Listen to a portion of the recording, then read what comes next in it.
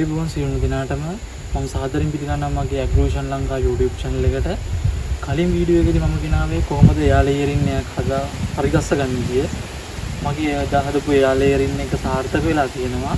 මම මේ එයා ලේයරින් එක කරේ බොන්සායි ශාකයකට අතු කැබැල්ලක් ලබා ගැනීම සඳහා.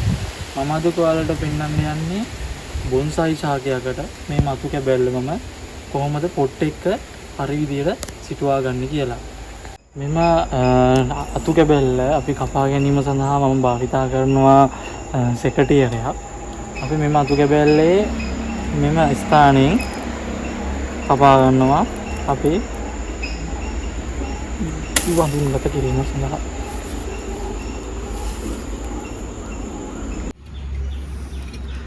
මම නුග ශාකයක කියන්නේ මගේ බොන්සායි පැලේ හිතව ගන්න මේ වගේ පොට්ටයක් තමයි තෝරගත්තේ. ඔයාලට පුළුවන් නම් මේ වගේ පැතලි පොට්ටයක් පුළුවන් නම් තෝරාගත්තා නම් හොඳයි. මම මේ වගේ ගැඹුරු තියෙන එකක් තෝරගත්තේ මට අවශ්‍යයි මේ නුග ශාකේ පොඩ්ඩක් වර්ධනය කරගන්න.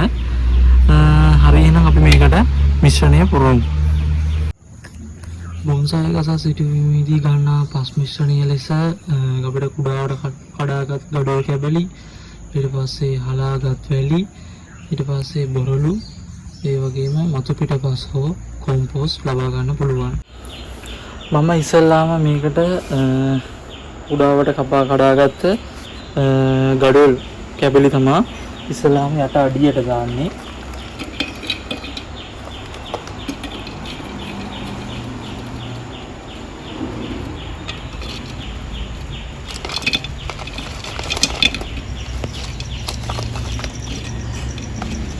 ඊට පස්සේ මම ගන්නේ මේ වගේ මේ බොරළු ස්වල්ප.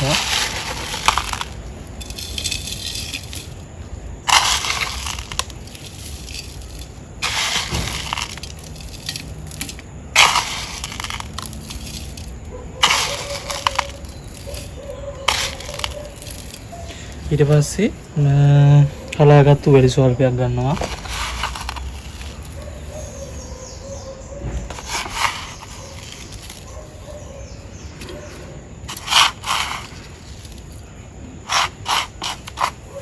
ඊට පස්සේ මතු පිටපස් හෝ කොම්පෝස්ට් ගන්න පුළුවන් අපිට ඊළඟ ලේයර් එක.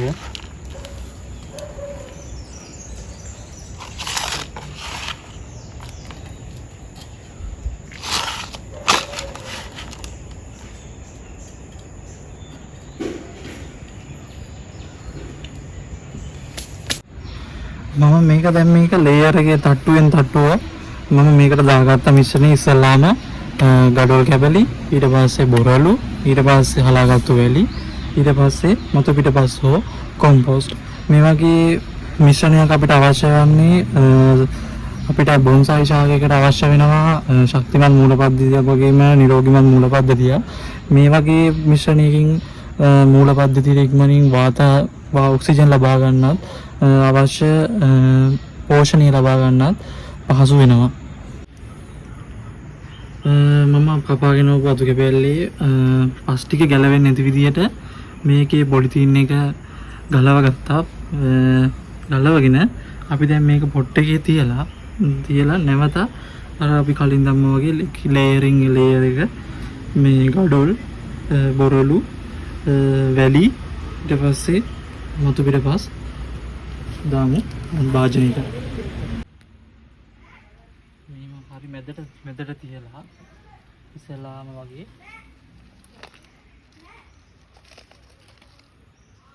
ගඩොල්